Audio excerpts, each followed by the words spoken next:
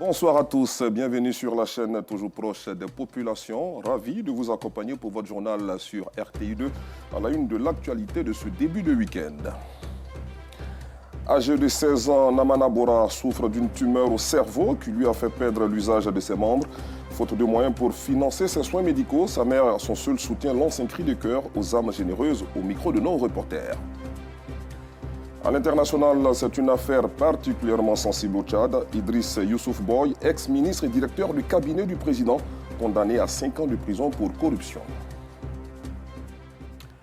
Parlons santé pour ouvrir cette édition. La solidarité s'est exprimée en gouttes de sang à Cocody-Angré. Plusieurs fidèles venus de contrées diverses ont répondu le samedi dernier à l'appel de la Commucan pour sauver des vies à travers un don volontaire de sang. Un acte louable de la part de ses donateurs. Compte rendu, Abdoulaziz Darame, Sidiki Ouattara et Clément Boko.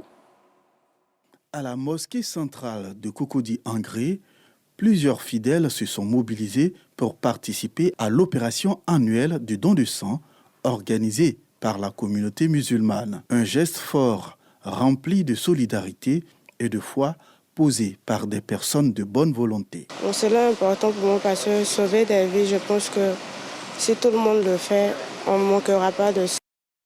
Si tout le monde s'y met, ça va aider beaucoup plus de personnes. On n'aura pas de manque de sang quand on aura besoin et puis bon, ça va pouvoir sauver beaucoup d'enfants qui ont ce problème de sang. Il a failli donner son sang parce que, comme je viens de le dire au début, ça peut sauver des vies. On ne peut pas tous sauver des vies comme des médecins, mais donner notre sang, on peut le faire. Selon Dr Dia, responsable de la transfusion sanguine, donner son sang est un acte encadré par des règles strictes garantissant la sécurité du donneur et du receveur. Tout le monde peut participer au processus de don de sang, mais il y a des conditions, des critères pour donner du sang. Alors, les critères, il y a d'abord l'âge. 18 à 60 ans, c'est le premier critère. Et secondo, il faut être apparemment en bonne santé et il faut peser au moins 50 kilos. Cette initiative qui a débuté il y a maintenant 25 ans est aujourd'hui une institution à la mosquée de Cocody-Angré. Nous sommes partis du principe qu'en islam, donner son sang, c'est sauver toute l'humanité. Et donc depuis 25 ans, nous organisons ces collectes à la mosquée centrale d'Angré. Et nous sommes heureux de savoir, comme je l'ai dit tantôt, que depuis que nous avons commencé, nous sommes suivis par beaucoup de communautés musulmanes au niveau d'Abidjan et même au niveau de l'intérieur du pays. Donner son sang, c'est sauver des vies. C'est aussi un appel à la conscience de chacun pour faire don de ce précieux liquide indispensable au bon fonctionnement de notre corps. Autre chose à présent, l'ONG SIM Solidarité a organisé le week-end dernier la fête de fin d'année d'une école primaire dans la commune de Cocody. À cette occasion, les meilleurs élèves ont reçu des prix. Assita Diara. De 40 000 en 2019, les membres de la mutuelle des personnels du ministère de l'Éducation nationale et de l'enseignement technique, MUPEMENET, sont passés à 85 000 adhérents. Preuve de la confiance que les enseignants placent en cette structure qui a procédé à plusieurs réformes pour l'amélioration des conditions des adhérents, selon Sylvestre Michael Boko et son équipe. La digitalisation du parcours de soins a élevé de façon significative la qualité de nos prestations, avec pour conséquence les adhésions massives chaque année, permettant ainsi à la MUPEMENET d'atteindre à ce jour le nombre record de 85 000 adhérents. Mais l'un des acquis dont nous sommes encore le plus fiers, c'est l'ouverture de nos propres centres de santé, prioritairement ouverts aux enseignants. Malgré ce tableau reluisant, la MUPEMENET fait face à des défis, notamment des actions judiciaires qu'elle juge injustifiées. C'est un faux procès, tout va bien à la MUPEMENET. Tout le monde se porte bien, les mutualistes, en tout cas, nous félicitent pour le travail qu'on abat à chaque fois. Il n'y a pas de problème. Les problèmes viennent de ce que les gens qui sont partis de la maison, malheureusement, continuent de donner dans la forfaiture. Sinon, sur le terrain, les prestations, il n'y a pas de problème. La MUPEMENET se porte mieux. La MUPEMENET aujourd'hui même, je dis plus que hier, vraiment par rapport aux prestations, il n'y a pas de problème. Avec 85 000 adhérents, Sur 135 000 enseignants, la MUPEMENET assure la prise en charge sanitaire de 600 000 personnes en Côte d'Ivoire. Voilà, vous avez dû le rectifier de vous-même. Il s'agissait plutôt, bien sûr, d'un élément relatif au bilan de la MUPEMENET avec Clément Boko. Direction à présent d'Aloua dans le Haut-Sassandra, où les journées socioculturelles et sportives initiées par la mutuelle des enseignants et personnels administratifs de Dioulabougou se sont tenues le week-end dernier. Un pur moment de convivialité, de fraternité qui a célébré le mérite et a honoré certains encadreurs admis à faire valoir leur droit à la retraite après de loyaux services. Reportage Théodore Zouzou. Joie des vainqueurs des tournois de football et de handball des écoles du quartier Dioulabougou dans la commune de Daloa, région du Haut-Sassandra. À la nuit tombée, cap est mis sur la salle des fêtes de Tagoura dans le même quartier. Nous sommes à la journée socio-sportive et culturelle de la mutuelle des enseignants et personnels administratifs de Daloa, section Dioulabougou. Objectif, créer la fraternité en célébrant le mérite. La mutuelle agit dans ce domaine pour valoriser au plan pédagogique, pour que nous soyons vraiment l'une des meilleures inspections de la région de Daloa. Nous avons organisé cette fête pour encourager les enseignants dans leur travail et c'est de manière symbolique que ces enseignants se retrouvent et ça crée des liens de fraternité. Danse traditionnelle, prestations individuelles, sans oublier la gastronomie locale, étaient au rendez-vous. Les meilleurs élèves en dictée, en mathématiques et bien d'autres disciplines ont été distingués. Le personnel éducatif admis à faire valoir ses droits à la retraite a été honoré. Une activité soutenue par le ministère de l'Éducation nationale et de l'alphabétisation. J'ai tenu à être à cette cérémonie pour leur apporter le soutien de Madame le ministre, qui veut que l'école soit un lieu de convivialité. C'est vrai, nous voulons fêter, mais il faut qu'on se pose la question de savoir si nous avons fait notre devoir, si nous avons fait ce que nous devrons faire à l'école pour venir fêter. La mutuelle compte pérenniser de telles initiatives afin de motiver apprenants, enseignants et personnel administratif au travail bien fait. Comme annoncé en titre, c'est une souffrance qu'elle endure silencieusement. Namana Bora, âgée de 16 ans, souffre d'une tumeur au cerveau qui a laissé un impact négatif sur sa mobilité et sa voix. Face aux séquelles de cette maladie, elle ne peut se rendre à l'école pour suivre les cours normalement. Au micro de nos reporters, Assita Diarra, Gilles Tonien et Issa Dambélé, sa mère impuissante, lance un cri de cœur aux âmes généreuses pour pouvoir continuer le soin. Atteinte d'une tumeur au cerveau, Namana Bora se retrouve avec une partie de ses membres paralysés. Après le reportage de la rédaction des RTI2 le 18 février dernier, les bienfaiteurs touchés par son histoire n'ont pas hésité à lui apporter leur soutien financier et moral. Je dis merci, Madame Gerson et Madame Messan. C'est ceux-là, dès qu'ils sont venus chez moi là. Peut-être si ceux-là ils n'étaient pas venus chez moi là, peut-être à la même là, je ne vis pas. Et puis il y a une femme en France. Elle m'appelle, même elle me donne conseil. C'est même qu'ils ont enlevé 5 francs pour me donner. Là. Il dit merci à tout le monde. Alors qu'ils sont versés, ils ont déposé l'amour et la vie. C'était l'amour ce jour-là, il allait choisir. Voilà, l'examen, c'est beaucoup. Moi, est-ce que je peux faire ça là? Oui, je peux enlever l'argent de ça là pour faire. Si ce n'est pas eux. Ils sont devenus ma famille aujourd'hui. Parce que c'est eux qui sont avec moi. Je remercie Dieu, ça va un peu. Depuis lors, son état de santé s'améliore progressivement. Élève en classe de 3e, ce jour, elle fait des révisions avec sa sœur aînée qui est en classe de terminale. À cause de cette maladie, Namana peine à écrire et à parler correctement.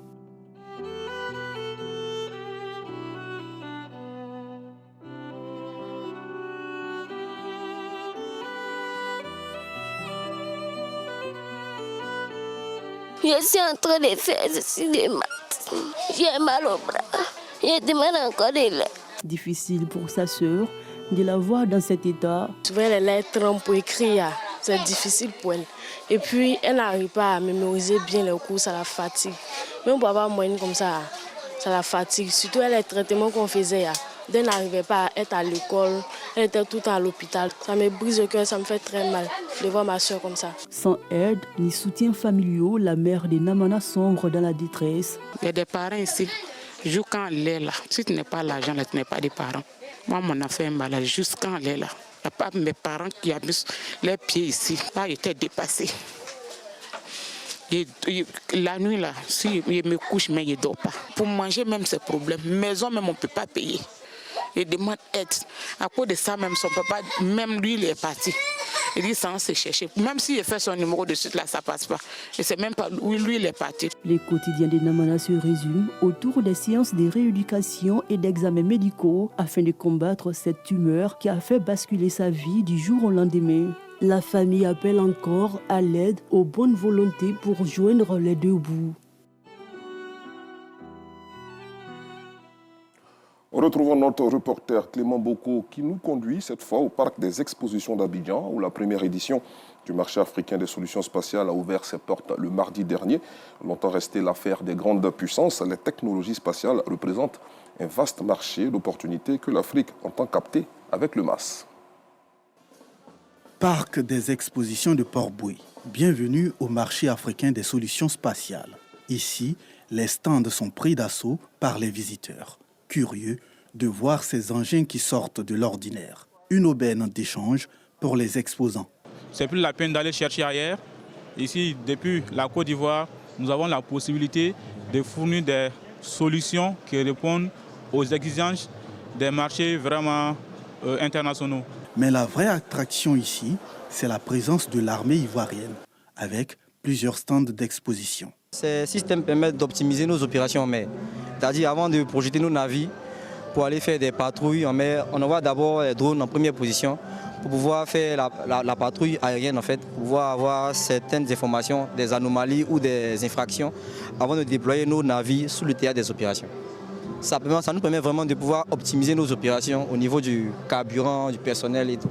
L'armée de l'air, l'armée ivoirienne de manière générale, s'est mise au diapason de la technologie parce qu'on se rend compte que la menace aussi a élevé son niveau. Donc nous montons notre niveau de technologie afin de pouvoir traiter ces différentes menaces-là.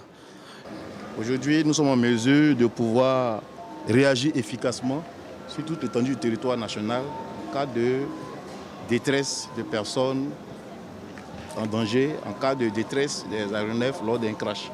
Pari réussi pour les initiateurs du marché qui voient plus grandes les prochaines éditions.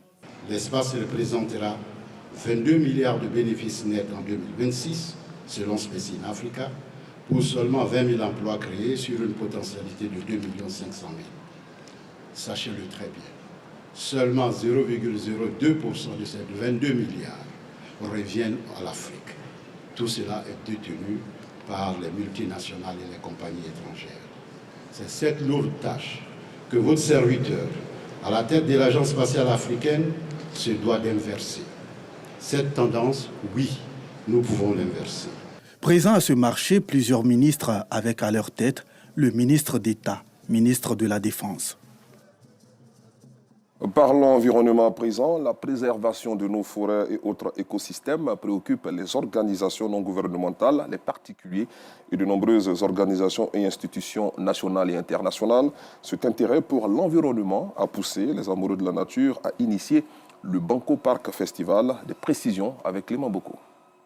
Les forêts, les espaces verts, les parcs et les réserves sont nécessaires pour l'équilibre de notre environnement. C'est à travers l'écotourisme, l'écosport et l'éco-art que les promoteurs du Banco Park Festival entendent sensibiliser les populations à la préservation de l'environnement. Il est structuré comme suit: une journée scientifique, une journée dédiée à la forêt et puis une journée culturelle. Donc cette année, il aura la journée culturelle qui sera consacrée à un panel qui aura lieu à l'INSAC. Le deuxième jour, la journée de la marche verte qui réunit toutes les personnes, toutes les sensibilités liées aux questions de l'environnement, des forêts et des parcs, vont converger ce lieu de rassemblement qui est le marché de fruits.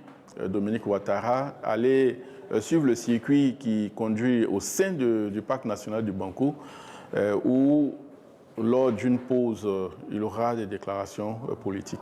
Il y a tellement de défis à relever parce que quand on parle de forêt, beaucoup sont vraiment méfiants. Or, la forêt, c'est la vie. La forêt, c'est la vie. Même un malade, quand il a besoin de se ressourcer, il se rend dans la forêt. De tout un chacun la santé non seulement physique, mais aussi la santé mentale et tout ce qui repose sur l'équilibre même de la vie humaine part de la forêt, part de la nature.